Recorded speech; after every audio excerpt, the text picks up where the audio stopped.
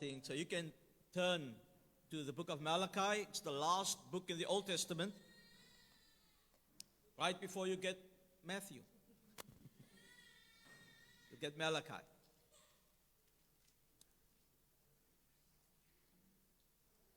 Malachi, I'm going to read the first 5 verses, which is the introduction of the book. Malachi chapter 1. I'm reading from verse 1. Are you there? The oracle of the word of the Lord to Israel by Malachi. I have loved you, says the Lord. But you say, how have you loved us? Is not Esau Jacob's brother, declares the Lord? Yet I have loved Jacob, but Esau I have hated. I have laid waste his hill country and left his heritage to jackals of the desert. If Edom says, we are shattered, but we will rebuild the ruins, the Lord of hosts says, they may build, but I will tear down. And they will be called the wicked country and the people with whom the Lord is angry forever. Wow. Your own eyes shall see this, and you shall say, great is the Lord beyond the border of Israel. Let's go to the Lord in prayer.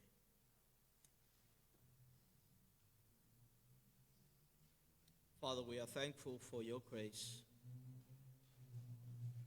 For it is your grace that has carried us moment by moment, through months, through weeks, through days, and has carried us to this day of the Lord. We are thankful, O God, that you've carried us to this point. That it's your grace, it's only by your grace that we are here. And so I ask, Lord, that everything that has happened prior to this day, everything that you have saved us from, everything that you have kept us from, your hand over us that preserved us to this day, so we might sit in this building with this congregation. I pray, oh God, that all of that would help this moment. That it would not be in vain that we've been preserved to be here this morning to hear your word. But that your word, oh God, would break down our walls. That your word would break down those things in our lives that keeps us from giving ourselves wholeheartedly to you. Those things that keeps us from believing your love and trusting in your covenant. Oh God, that you would do a work in our lives this morning. Draw us close to you. Oh, Father, open our blinded eyes. Those who do not know you, may you draw them to Jesus. Help me this morning, oh God. Fill me with your Spirit. We need you. For the sake of your church and for the sake of your glory, we pray. In Jesus' name. Amen. Last year, I finished preaching a series through the book of the prophet Haggai. Remember that? This morning, I'm starting a series through the book of Malachi. Now, Haggai, together with Zechariah and Malachi, they prophesied after Judah's 70-year Babylonian captivity. So we know that Judah was taken captivity by Babylon, by Nebuchadnezzar, and God prophesied about that. It would happen.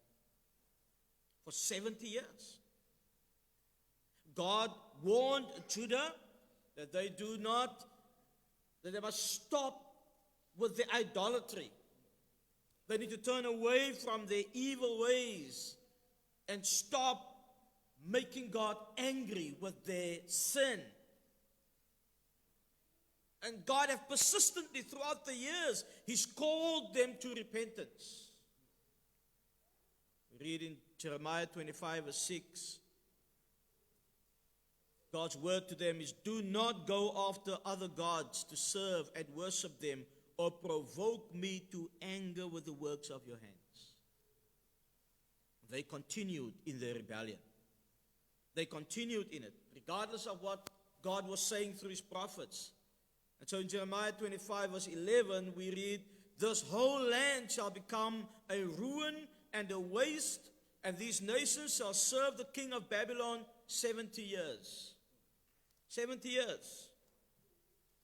But God also gave a promise through His prophet Isaiah that He would raise up Cyrus, king of Persia, to release the Jews after 70 years. For them to be able to rebuild Jerusalem and lay the foundation of the temple again. That's in Isaiah 44:28.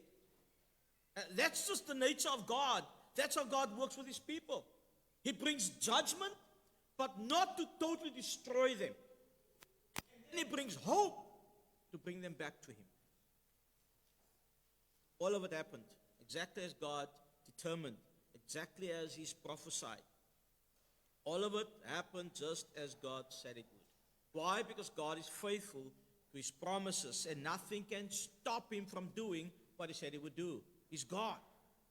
Now it's during this time, around 530 BC, before Christ, that Haggai came on the scene.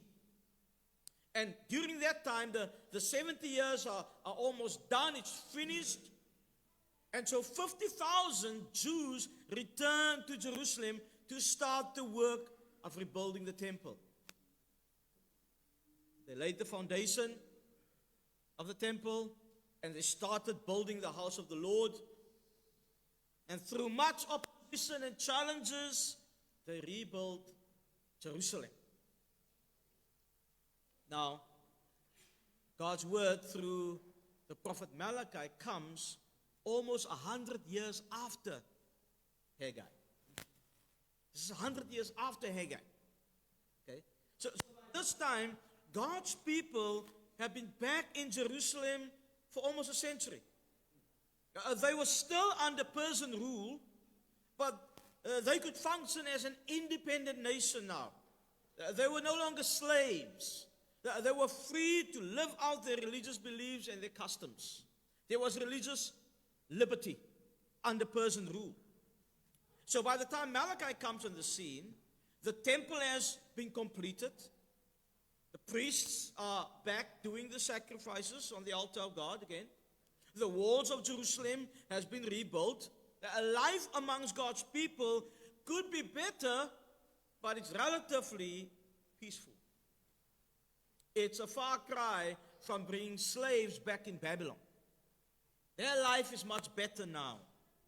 And if you were to walk the streets of Jerusalem during this time, you would probably hear the joy of children playing in the streets. It wouldn't be strange to hear the festival of weddings and stuff like that happening again in Israel. You would see Jewish families faithfully going up to the temple to worship. So to the ordinary lived out experience of a Jew would be on display for everyone to see, and yet it would not be threatened with persecution like it used to be. To the ordinary Jew on the street, life would be considerably or relatively good. You would ask somebody on the street, so how's it going? Said, good, man. Unless that man was Malachi. Malachi would not have the same mindset. Malachi was a man who carried an unbearable burden. Look at that first verse there. It says, the oracle of the word of the Lord to Israel by Malachi. That word oracle means burden. It means a weighty message from the Lord. This was not just any burden. It's the burden of the word of the Lord. Now, what we should recognize is that generally, when the word oracle is used by the prophets, this word burden, when it's used by the prophets, it usually comes with a solemn rebuke. It comes with a warning. It speaks of the judgment of God. And in the context of Malachi, the word oracle introduces a serious, weighty, corrective message from God to Israel. This was not Malachi's personal opinion about Israel. This burden that he carried, this serious, weighty, unbearable message, was the word of the Lord. This was a divine revelation coming straight from the mouth of God. That's why it says it's by Malachi. The oracle of the word of the Lord to Israel by Malachi. Is only the postman delivering something. Notice as well that this is the word of the Lord. And in your Bibles, you'll see the Lord there is L-O-R-D, it's all in capital letters. If you've been long enough here, you would understand by now that this refers to God's covenant name, Yahweh. That's the covenant name of God. And whenever God addresses Israel by his covenant name, he wants to let them know that they are his special chosen people. It's that name has endearment attached to it. It's a relational name. God is saying, you are my people. I have a special covenant with you. You belong to me and I belong to you. He wants them to know that he is the God who keeps faith with them. He is unchanging. Therefore, his love, faithfulness towards them will never change, regardless of their constant changing circumstances. This will become very important as Malachi unpacks this burden, which is God's word of warning for his people. It's not Malachi's word. He's only a messenger. In fact, the name Malachi literally means my messenger. My messenger. Malachi was simply God's messenger who carried God's word to God's people. He calls God's word an oracle because of the weight of it. This was something that he could not keep to himself. It was weighing him down. He must have felt like Jeremiah, who said, when he got God's word, he said, then I said, I will not make mention of him, nor speak anymore in his name. But his word was in my heart like a burning fire shut up in my bones. I was weary of holding it back, and I could not. Jeremiah 20 verse 9. The Apostle Paul, who writes 500 years after Malachi, with the same kind of burden, he says, for if I preach the gospel, I have nothing to boast of, for necessity is laid upon me. Yes, woe is me if I do not preach the gospel. 1 Corinthians 9 verse 16. This is the burden that God has laid upon every God-ordained, biblically qualified pastor who must stand before God's people Sunday after Sunday to bring them the word of God. Who must labor in prayer and in the scriptures so that the word of God is laid upon the conscience of God's people. Not merely for intellectual understanding, but for faithful application in their walk, in their daily walk, calling them to obedience and faith in Christ. That's why you should keep me in prayer. And if I should disqualify myself, you should get me away from this pulpit. Am I right? That's how important this is. It's the burden of the word of the Lord. Notice also that Malachi is the last book of the Old Testament. And rightly so, because it's also God's last word to Israel. The next time God will speak again, He will speak through a prophet 400 years after this. He's going to come and speak through John the Baptist. John the Baptist will usher in the Messianic age. And Malachi prophesies about the coming of John the Baptist and of Jesus Christ, which we will see later as we go through this prophecy. The book Malachi is uniquely framed around 6 arguments between God and Israel, with the main message being a wake-up call to God's people. I like the way H.B. Charles put it. He says, the main message here is, to God's people, is stop playing church before it's too late. Stop playing church before it's too late. God is calling His people back to covenant faithfulness. He's calling them back to a sincere worship that's not just mere lip service, but a worship that's from the heart and that demonstrates itself in the way they live together as a community, as a called out people of God.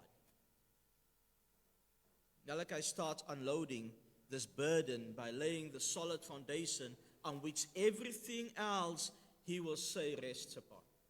There's some hard stuff Malachi is going to address in this book. But he builds it all on a foundation. Here's the foundation. This morning we're only talking about the foundation. You need to remember this sermon. This is the foundation on which everything else that comes is built on. He's building the rest of his message on this, the unwavering, unmovable, unbreakable, undeniable, steadfast covenant love of God for His people.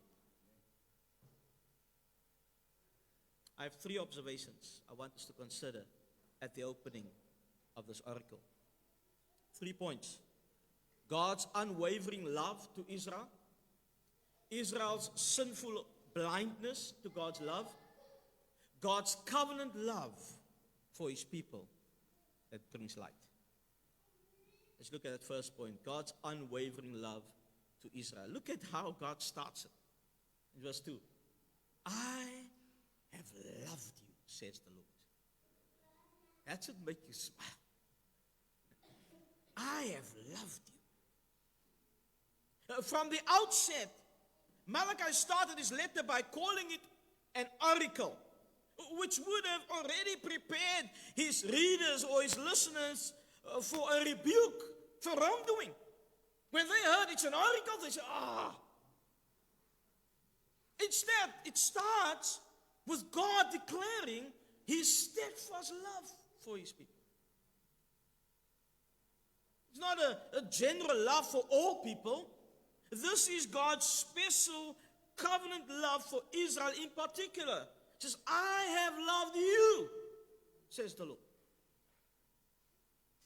Now, the sense here is that God has only loved them in a covenantal way. The English translation only renders this in the past tense.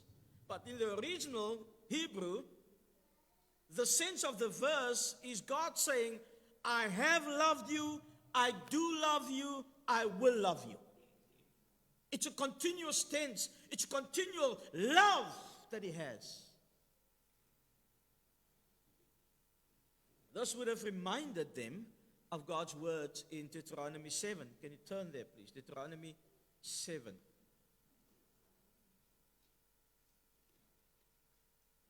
The 5th book in the Bible.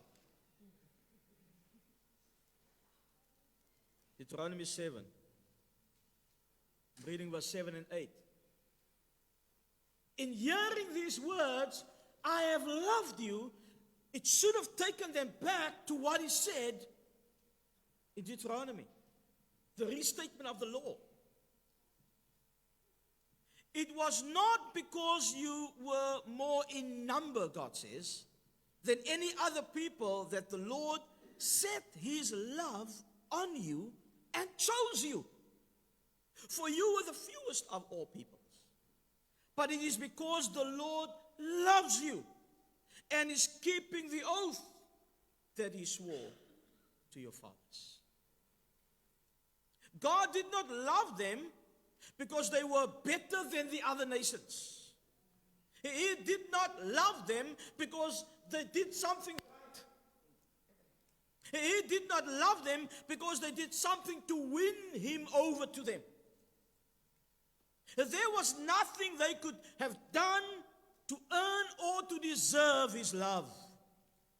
God simply decided to love them for their sake and to set his love upon them. And he did it because it pleased him to do so.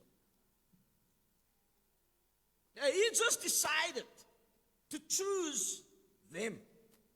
Now, when you read the scripture, you could probably imagine Israel was probably the worst of the nations. He chose them. The weakest of them all, he chose them. That's just how God does things.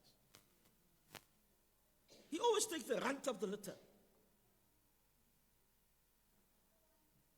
He just chose them to be the object of his eternal love. And because there is nothing that they did to earn or deserve his love, there is nothing they could do to lose his love. His love for them was unstoppable. Unstoppable. And we need to hear this over and over again, beloved. God loves us with an unstoppable love. He loves you and has set his love upon you. Which means his love abides on you. It's settled on you. That reminds me immediately of John 3:36. You know what's in John 3:36? You know? Anybody? What does it say? Those who believe in him have eternal life. But those who do not obey the Son, the wrath of God abides on them. That word there is the same word. It is settled upon them. But for those in Christ, look at what it says. He sets his love on them. His love is settled upon his people. God has set his love upon us, beloved. He set his love upon you while you were still in your sin, hostile to God and his word, abusing the goodness of God, and using his kindness to you as an opportunity to enjoy a lifestyle of sin. Listen, while you were casting up the foam of your own shame, Christ snatched you like a burning stick from the fire. Zechariah 3 verse 2. Romans 5 verse 8 says, But God demonstrates his own love towards us in that while we were still sinners, Christ died for us. Beloved, it is God's love for you that pursues you even in the darkest corners of your life. He goes there. He goes there to get you there.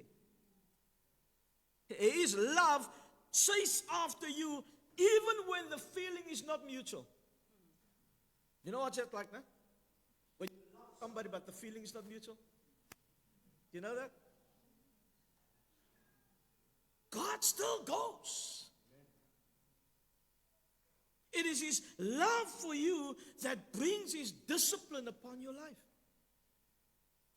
Hebrews 12 verse 5 to 6 says, And have you forgotten the exhortation that addresses you as sons?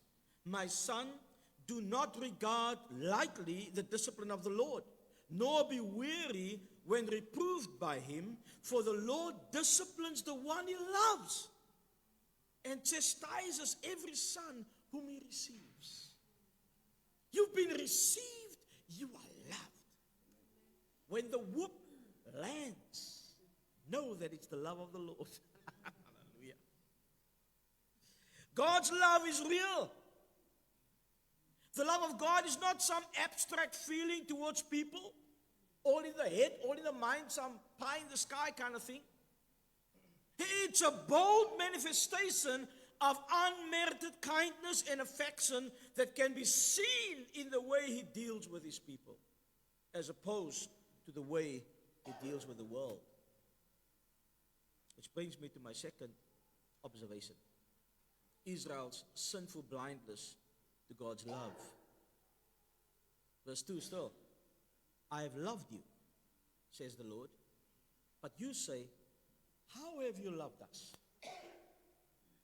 How do we know that God loves us? How do we know he loves us? Do we look at our current circumstances and make a conclusion on that, on our circumstances, whether God loves us or not? Does God's love for us depend on the different seasons we go through in life? So when the sun is shining, like yesterday, sun is shining and we are able to bask in the warmth of a cloudless day. Oh, lekker. Do we then conclude that God must really love us today? When the rain falls and the wind is banging against the door, sending those freezing cold chills like unwanted trouble in your life, do we then conclude, God must not love me today? How do we know that God loves us? Well, the simple answer to that question is, because he said so. Because he said so. God has declared his love for us. And Malachi starts with a declaration of God's love for his people. I have loved you, says the Lord. Church, God's word on this matter should be enough. Don't you think? Hebrews 6 verse 18 says that it is impossible for God to lie. God says through his prophet Jeremiah to his rebellious people, I have loved you with an everlasting love. Therefore I have continued my faithfulness to you. Jeremiah 31 verse 3. God's word on the matter should be enough. But look at the response of God's people to his declaration of love for them. How have you loved us? How have you loved us? Are they treating the living God with undeserved suspicion? That's why God hates suspicion so much. God, who delivered them from 430 years of slavery in Egypt, who led them through the midst of the Red Sea on dry ground, and gave them bread from heaven and water out of a rock, who preserved them in the desert for 40 years without their clothes getting old, their sandals growing on their feet with them. Can you imagine that? God has done that live for them. He conquered all their enemies. He destroyed nations for their sake. And even when he brought calamity upon them because of their sin, he preserved them and with loving kindness restored them back to himself. Even after bringing them back from Babylon, from Babylonian captivity, they are treating God with suspicion. As if God is all talk but no play. As if his love is all in the head. It's just theory, it's not real. There's words, but there's no action. In essence, what they're saying is this: God, if you say you love us, why are we not seeing it? If you say you love us, We can't just take your word for it. Prove it. How have you loved us? Israel has become blind to God's love for them. The nature of Israel's blindness was not accidental. It was the result of their own sin. Their own sin blinded them. The cause of their blindness was their refusal to believe God's word and their distrust of his covenant faithfulness. Their unbelief is what blinded them to his love and what drove them into complacency and all sorts of wickedness. What is amazing is how God tolerates this. It's amazing. It's amazing. Look at God's response. What does God say? He goes on. Even after he said in Jeremiah, I have loved you with an everlasting love, which means it goes on and on and on. Now he's telling them again, I have loved you. And his love this faithfulness to them is the evidence of his love. So he wants to prove this to them. He goes on. God, his response to them is to now show them his faithfulness. So he goes on in verse 2. Is not Esau Jacob's brother? Declared the Lord. God is drawing their attention back to the covenant.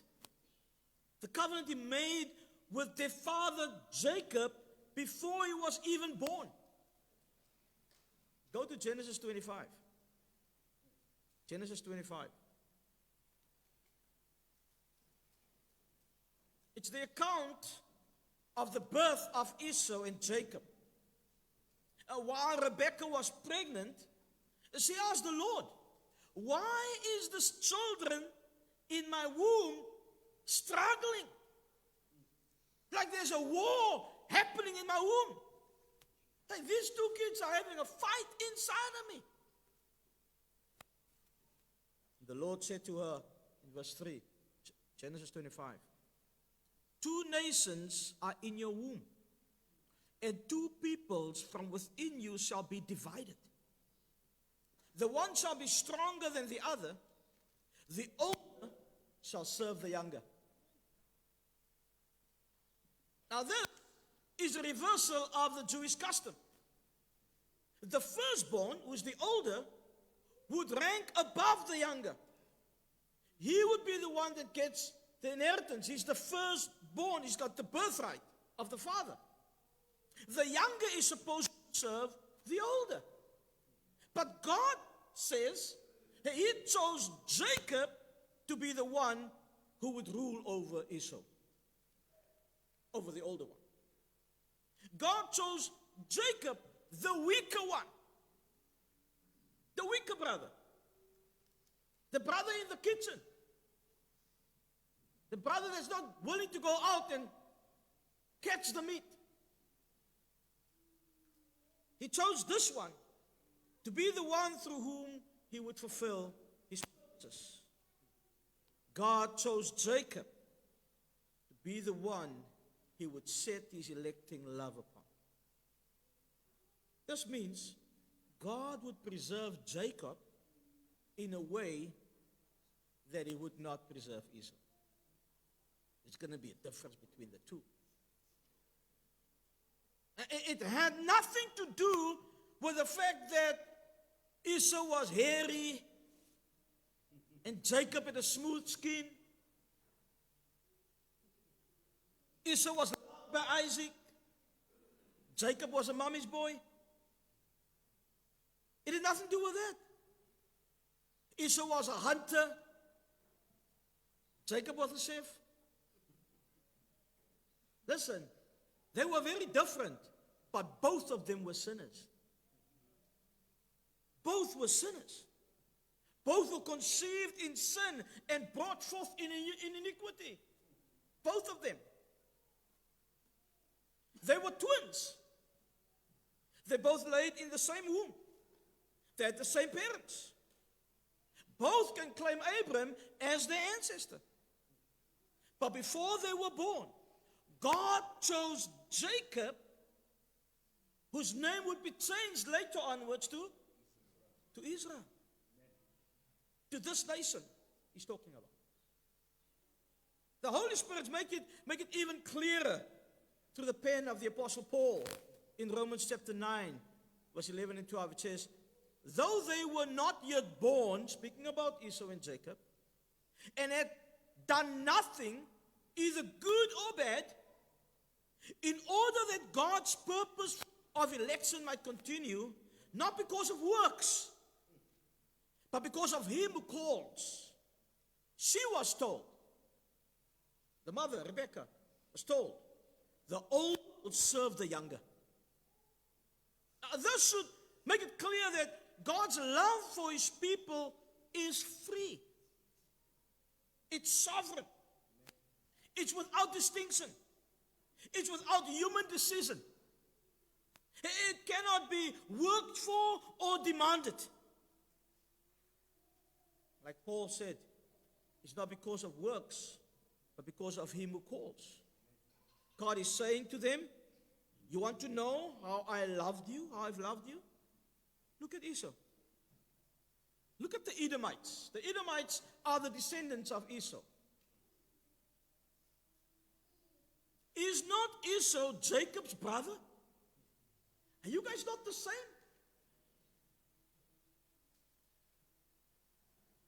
Is not Esau Jacob's brother, declares the Lord?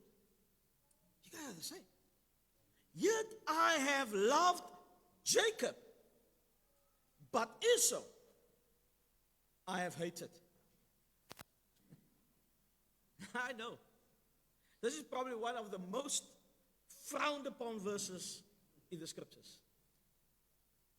Yet I have loved Esau, but I've loved Jacob, but Esau I have hated. Huh? How can God say such a thing? Esau I've hated. God is not supposed to be hating on people. Right? God's not supposed to hate anybody. Isn't that what the culture teaches us? One commentator says, the Hebrew words for loved and hated refer not to God's emotions, but to his choice of one over the other for a covenant relationship. Now, if he's trying to soften God's statement, Esau I have hated, by saying it's not an emotional thing, I don't think that is a satisfactory answer. Because the consequences of God's hatred, whether with emotion or not, remains the same. I think our dissatisfaction with God's hate, I mean, even as you're sitting here, you're thinking, what, God hate? Our satisfaction with God's hate has to do with the fact that we think we deserve his love. We say, undeserved. That's what we say, huh? We are what? How do you say it, Brother Theo? We are sinners, no? What? Saved by grace. What do we say? We are what? Something? Hell-deserving sinners. That's what we're saying. We are hell-deserving sinners. We say that. We say it with pride. I'm a hell-deserving sinner. But in the back of my mind, I actually feel that I deserve that, because how can God hate anybody? You don't deserve it, you don't deserve it. Huh?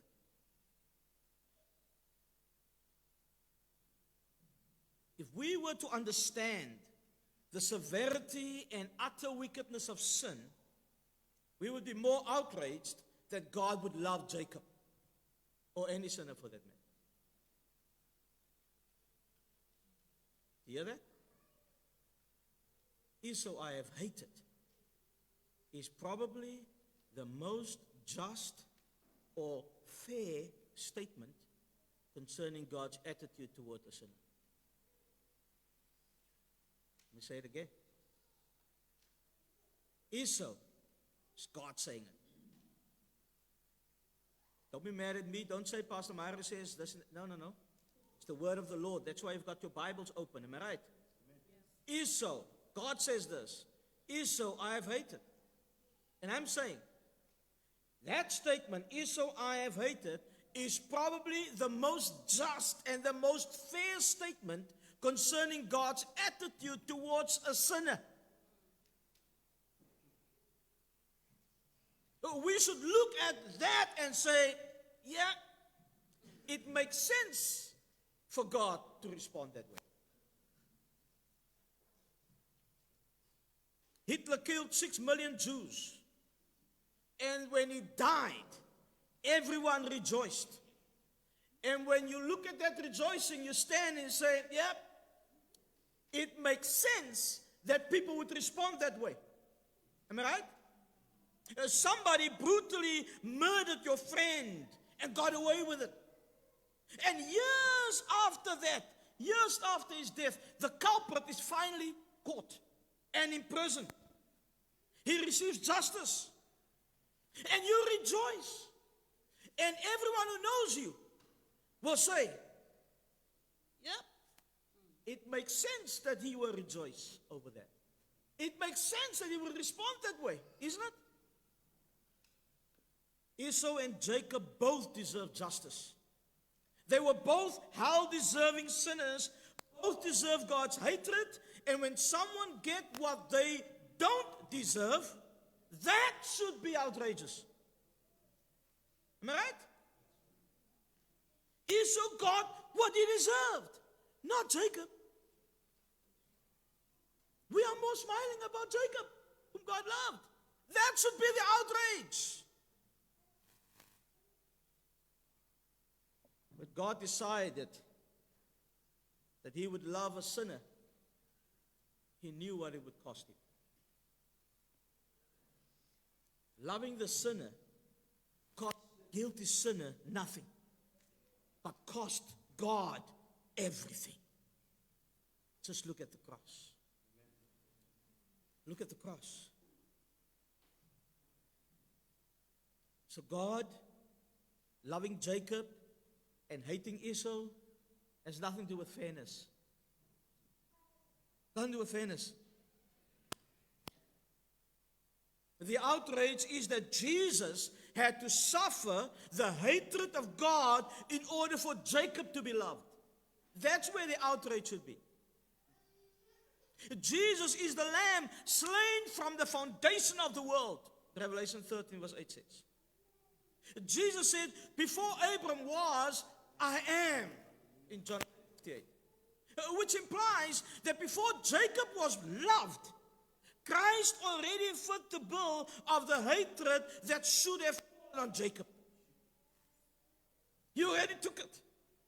He did the same for every one of us, beloved. Amen. Let's get back to our passage. God will now describe the evidence of his hatred towards Esau. He wants Israel to see how differently he has dealt with them. He didn't deal with them the way he dealt with Esau. Verse 3.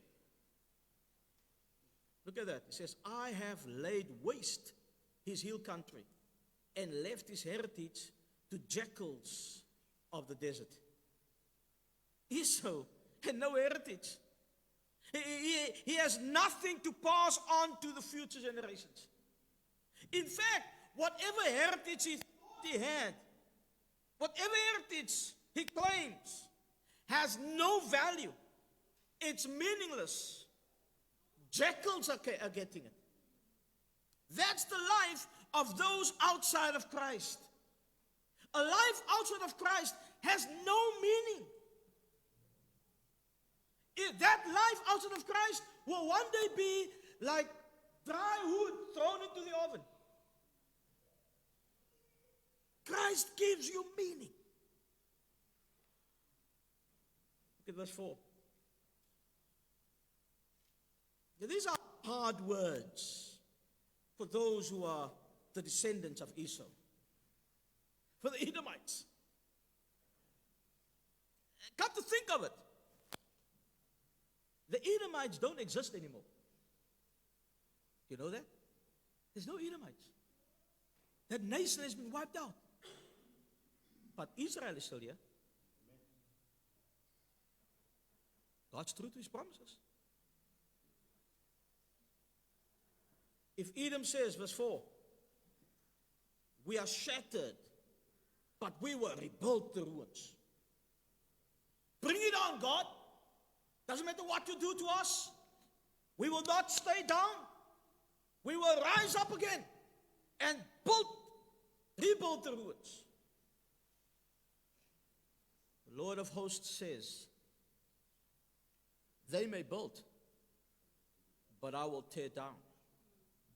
And they will be called the wicked country, and the people with whom the Lord is angry forever.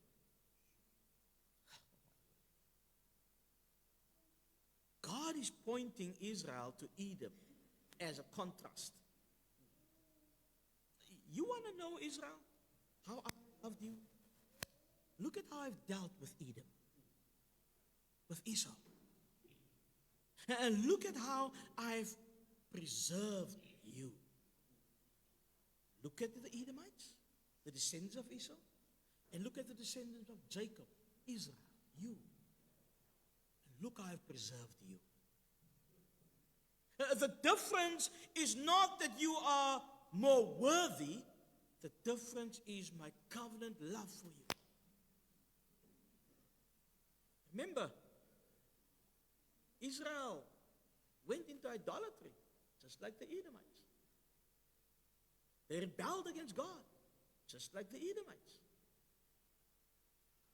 They were wicked, just like the Edomites. But the way God dealt with Israel, the Edomites, completely different. So here in verse 4, God is teaching Israel that his love is seen not in the absence of difficulty and hardship, but in the difference his covenant mercies makes. Because it is a mercy. Edom may try to rise, but God opposes them. Israel, though, on the other hand, they are under God's discipline, and yet they are still preserved. That is how God has loved them. He preserves them. God is using his dealings with Edom to open Israel's blind eyes. Okay, you don't want to take my word for it. Look at what I'm doing. It's what Jesus said to the Pharisees. You don't want to believe me, don't take my word for it. Look at the signs. By showing them what judgment looks like on the outside of his covenant, he teaches them to recognize what his love looks like on the inside of the covenant. If you don't know the Lord, you want to get in on this thing. You need to get in. Call on the Lord. Lord, please, I want to be in.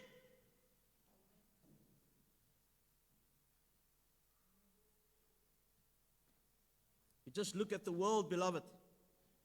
The world is under judgment. Just look at the world. The world's under judgment. We talk about it all the time. Oh, look this. Oh, look. The world is under judgment. But don't stop there. Also look past the world. Look beyond the world and see the judgment you deserved. See the judgment you deserve. Can you see it? You know where you will see it? You'll see it at the cross. The judgment you deserve. Look beyond this world. See what you deserve. And then see the cross of Jesus Christ. A sinless Savior, butchered for you, crushed under the wrath of God for your sin. So that you could be preserved to live for God and to enjoy Him forever. He has kept you when it seemed like all hope was gone. He has preserved you when you should have died in your sin. He has defeated death for you, so that when you die, you live with him forever. Church, God has declared his love for you. He wants to open your eyes so that regardless of what is happening in your life, you might be able to see his love for you. Look at God's covenant love for you. Look at the cross. Fix your eyes on Jesus. Even as we partook of this table this morning, it is the Lord Jesus who said in Luke 22, verse 20, this cup that is poured out for you is the new covenant in my blood. Let this covenant of God's love bring sight to your eyes. Let's with my last point. God's covenant love for his people brings sight. Look at verse 5. Your own eyes shall see this, and you shall say, great is the Lord beyond the border of Israel. Now here's a detail that I think we might miss. I don't think Israel has forgotten about it. I think this might even be part of the reason why God is using Edom, because he could have used any other nation as an example, but he's using Edom as a contrast to explain his covenant love for Israel. Psalm 137 would suggest that what God is showing Israel is an answer to a prayer that they prayed when Babylon invaded them and took them captive and killed them, their women and their children without mercy. Let's turn to Psalm 137. See this. Psalm 137, verse 7 and 8. Remember, O Lord, against the Edomites, the day of Jerusalem, how they said, lay it bare, down to its foundations. O daughter of Babylon, doomed to be destroyed, blessed shall he be who repays you with what you have done to us. It's a prayer. The Edomites rejoiced at the destruction of the temple of God and the city of Jerusalem. They found great pleasure in the hardship and the terrible tragedy that struck Judah. And at that time, it seemed to Israel as if Edom is being preserved. Where's God's love for us? They knew the Edomites were descendants of Esau, Jacob's brother. It seems like God is now, are we not the covenant people of God? They are rejoicing over our defeat, over our destruction. Nothing is happening to them.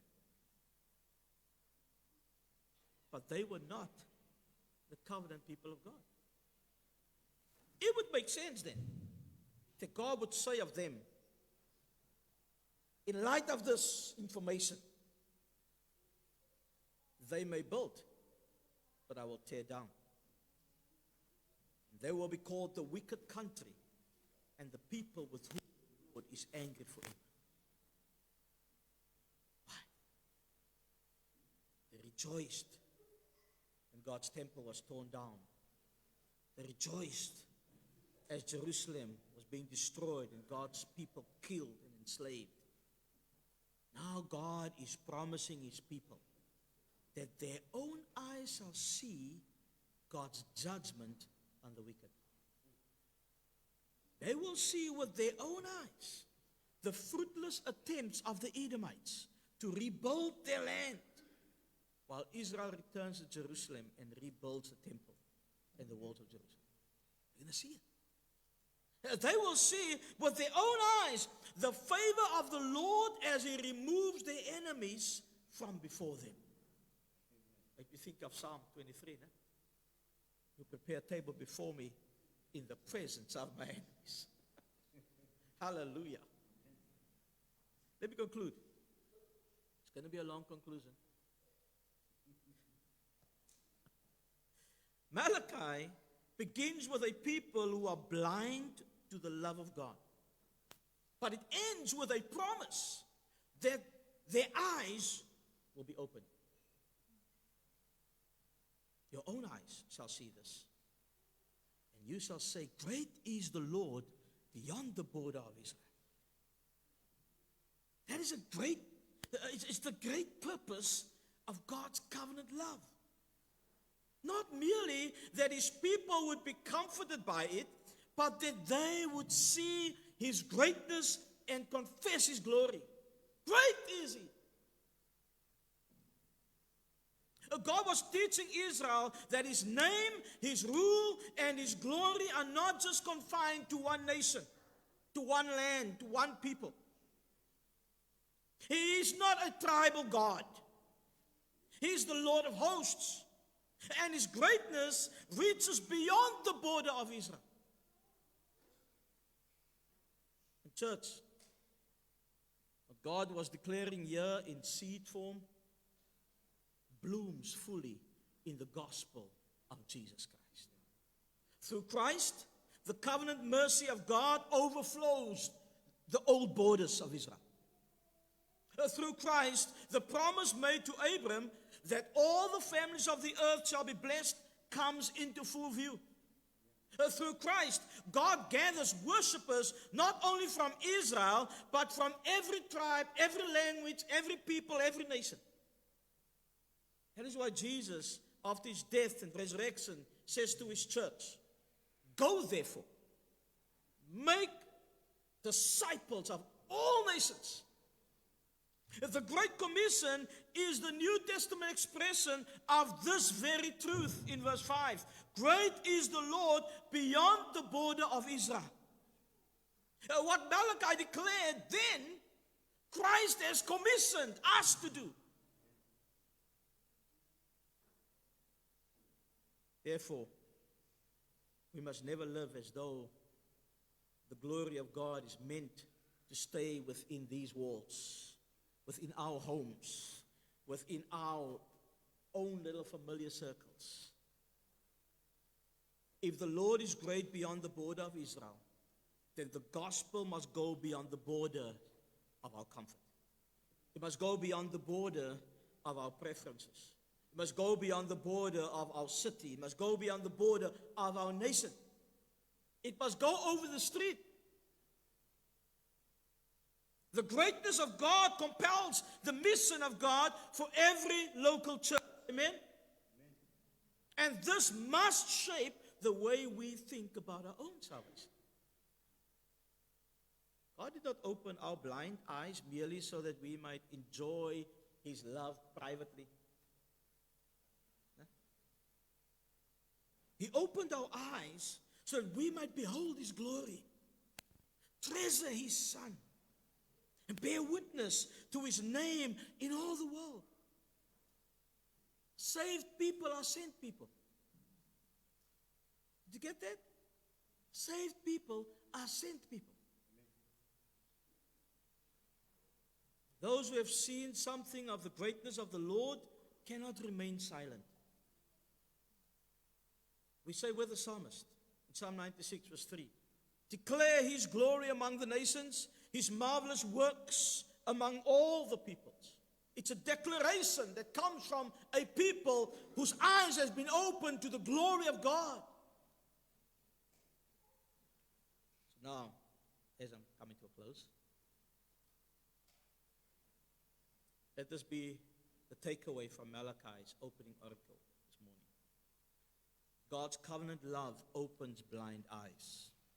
And when blind eyes are opened, the people of God begin to see that the Lord is worthy of worship. Not only here, but everywhere. Hallelujah. He's worthy of worship. And we can say, great is the Lord beyond the border of Israel. Great is the Lord in Balva South, in the streets of Balva South.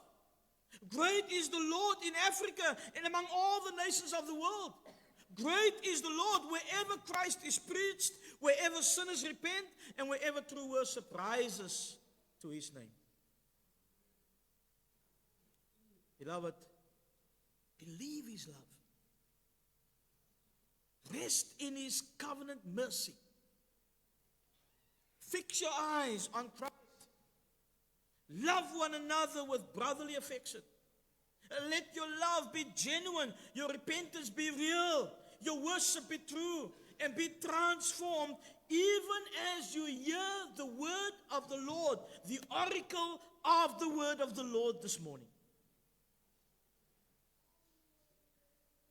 Be transformed. Let's pray.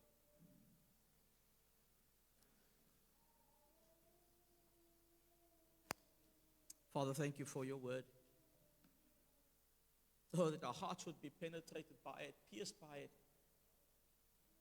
That our lives might be a proclamation of your goodness, of your gospel.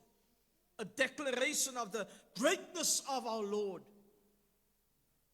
Open our eyes, oh God, that we will not just be ones that are moaning because of the hard things that we are going through and neglecting to see how God has preserved us, how much God loves us. Help us, oh God, to be the living testimonies of the greatness of a God who comes after his people, who loves his people, who preserves them, keeps them. God who loves to save sinners. Let this oracle of the word of the Lord made weigh heavy upon us until we can't keep it in anymore. But we have to declare it. Let it become like fire in our hearts that's shut up in our bones. We ask this in Jesus' name. Amen. Amen. Let's stand and sing our closing hymn.